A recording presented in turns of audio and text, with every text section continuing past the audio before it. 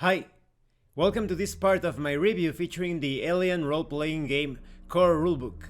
If you haven't seen the other parts of my review, please check out the playlist in the description below. This time we are going to take a look at skills. There are 12 skills in total in the game, connected to each of the 4 attributes: strength, agility, wits, and empathy. Skills are measured in skill levels from 0 to 5. As mentioned in Chapter 1, 2 types of 6-sided dice are used in this game, each available for purchase separately: base dice and stress dice. You can play this game with any normal 6-sided dice, but it helps if you have them in 2 different colors to tell base dice and stress dice apart. Now, when it comes to rolls without skills, if you don't have the skill required for the particular action you want to perform, you can roll anyway. You simply roll a number of base dice equal to your attribute, as well as any stress dice. When you use a skill, you first describe what your character does or says. Then, you add your skill level to your score in the attribute connected to the skill and grab that many base dice. If you have stress dice, you add this to the dice pool as well. Then just roll all the dice together. For your action to succeed, you must roll at least 1 6. If not, your action fails. If you roll more than 1 6, you can perform stunts. And when it comes to stress dice, if you roll 1 or more ones in your roll, you risk panicking. We'll talk more about that later on. If you don't roll any 6s, something goes wrong. For some reason, you failed to achieve your goal. This could result in consequences that move the story forward in a dramatic way. Failure must not stop the story completely in this game. Even when you fail, there must be a way forward, perhaps at the cost of time, risk, or UA dollars, but still, a way. The Game Master has the final say on the consequences of failure in any particular situation. You have one last chance if you really want to succeed. You can push the roll. If you are desperate to succeed with a dice roll, you can choose to push the roll, which means to grab all the dice that didn't show 6s and roll them again. You get a new chance to roll 6s. Usually, you would only push a roll if you failed it, although you can push your roll even if you rolled a 6 to get more 6s, to increase the effect of an attack. For example, pushing a roll is not without risk, as it increases your stress level. We will talk about that in a few moments. You can only push your roll once. If you don't succeed on your second try, you just have to deal with the consequences. Some talents can allow you to push certain rolls a second time, however. When it comes to stress level, pushing yourself builds tension to a point where you risk going into wild panic or a violent outburst.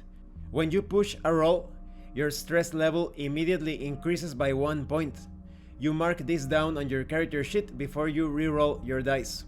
When making skill rolls, including the immediate reroll when pushing, you add a number of stress dice to your dice pool equal to your current stress level. This means the stress actually increases your chances to succeed at skill rolls. It makes you more sharp and alert.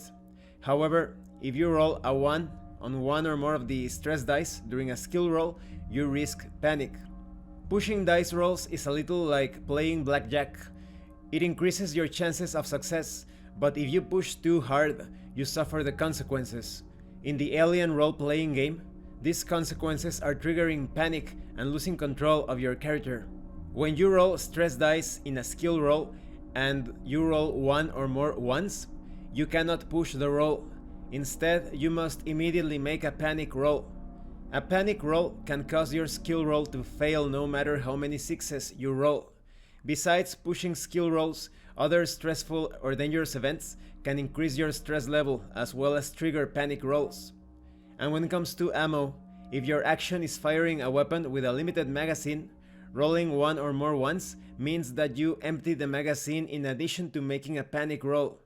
It is important to note that in a cinematic scenario, you can spend a story point to get 1 automatic 6 in a dice roll. You can spend the story point after a failed roll, or even after a successful roll in order to get an extra 6. You gain story points by following your personal agenda. You can never have more than 3 story points, however. As a rule, you only have 1 chance to succeed with any action. Once you have rolled the dice and pushed the roll, you can't roll again to achieve the same goal. You need to try something different or wait until the circumstances have changed in a substantial way, or let another player character try. This rule does not apply to combat, where you can attack the same enemy over and over until it is dead on the floor. When you face a challenge together with other player characters, don't roll dice separately. Instead, you choose who among you is best suited to take on this challenge. The others may help them, if it's relevant to the situation.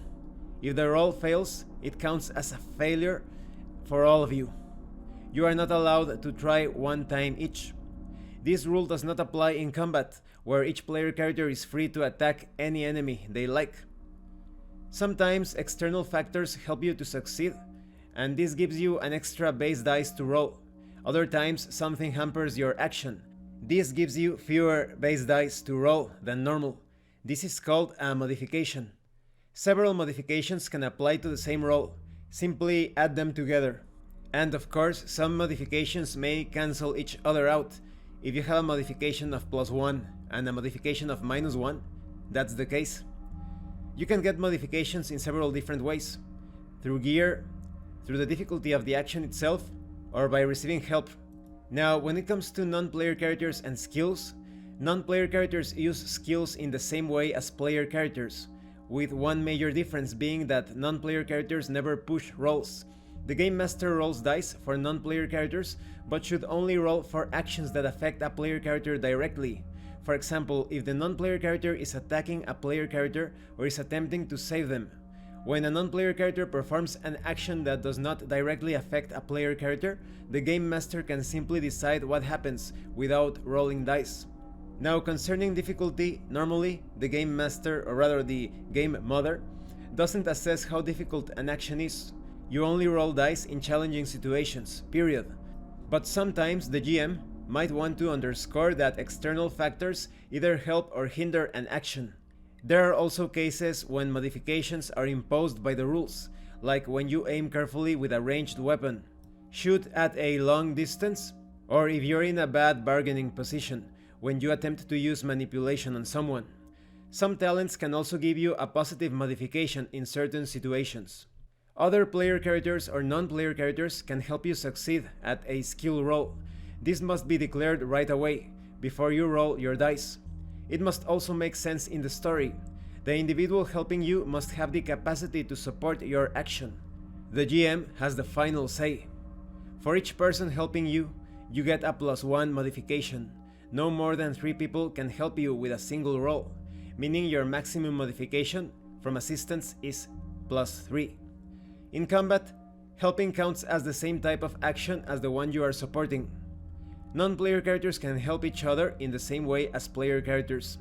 Letting non-player characters act in groups instead of individually is often an easy way to manage large numbers of non-player characters in conflict. Sometimes, rolling a 6 isn't enough to succeed with your skill roll. In some cases, you have to beat your foe in an opposed roll. To win an opposed roll, you have to roll successfully and roll more 6s than your adversary. Every 6 your adversary rolls eliminates one of your 6s. Only you, the attacker, can push your roll. Sometimes you and your adversary roll for different skills, and sometimes for the same skills. Opposed rolls are common when you manipulate or use mobility to sneak, and when someone uses those skills against you. The Game Mother can also use opposed rolls when she deems it appropriate, like rolling stamina versus stamina to determine the outcome of an arm wrestle. Now let me give you some examples of skills. In the case of strength-based skills, you have things such as heavy machinery. Hard work is part of life for any roughneck on the frontier, but at least you have powerful machines to help you. You roll for this skill when you attempt to use, repair, jury-rig, or break any kind of heavy machinery. When it comes to failure, the blasted thing just won't do what you want. And what if the noise you made attracted unwanted company? If it's a success, with a groan, the machine bends to your will. Concerning stunts in this skill, for each extra 6 rolled beyond the first, you choose one stunt applicable to the situation. Maybe you get a +1 modification to a later skill roll related to this one. Maybe You break the machine permanently. Maybe you act quietly. Maybe you show off. It depends on what you want to accomplish. In the case of agility, you have things such as ranged combat. If you have a gun, you can take down your enemy from a distance without getting your hands bloody. You use the ranged combat skill to fire all types of ranged weapons. If the roll results in a failure, the shot misses your target. Maybe it hits something else, and the sound of gunfire could attract unwelcome attention. When it comes to success, you hit and inflict damage equal to the weapon's damage rating to your opponent.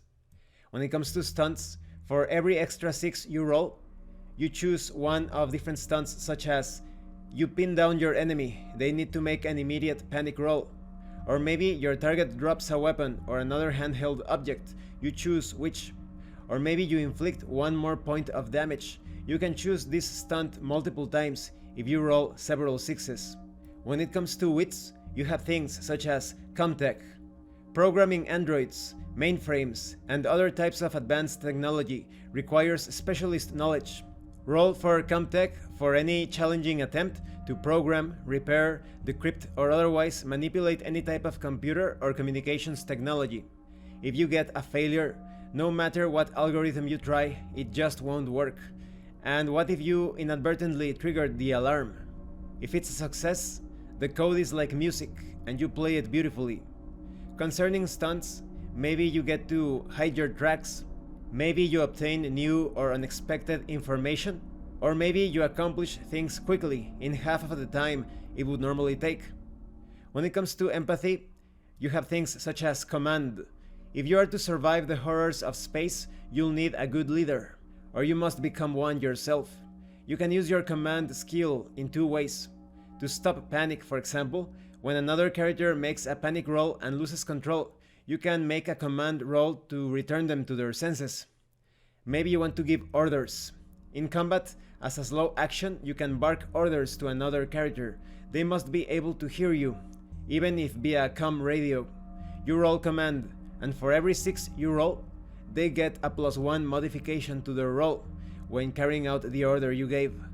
Now, concerning officers, player characters with the officer career and the pool rank talent can use command to order other characters, that is, player characters and non-player characters, to do as they say. And these are just a few of the skills that are included in this section. There are plenty more. This concludes this part of the review. As you can see, there's a lot of versatility and cinematic quality to each of the skills. It's very easy to figure out what you are able to accomplish, and it's great that each of these skills, for the sort of experience that the Alien role-playing game seeks to provide, always push the story forward in exciting and challenging directions, perhaps even tragic directions, who knows. Thank you for watching this part of the review. If you have any comments or questions, please let me know. In the next part, we are going to take a look at talents. And thank you so much to those of you that have been supporting the channel by sending drive-thru RPG gift certificates. If anyone else wants to further support the channel, the information on how to do that will be in the description below. Once again, thank you, and see you later.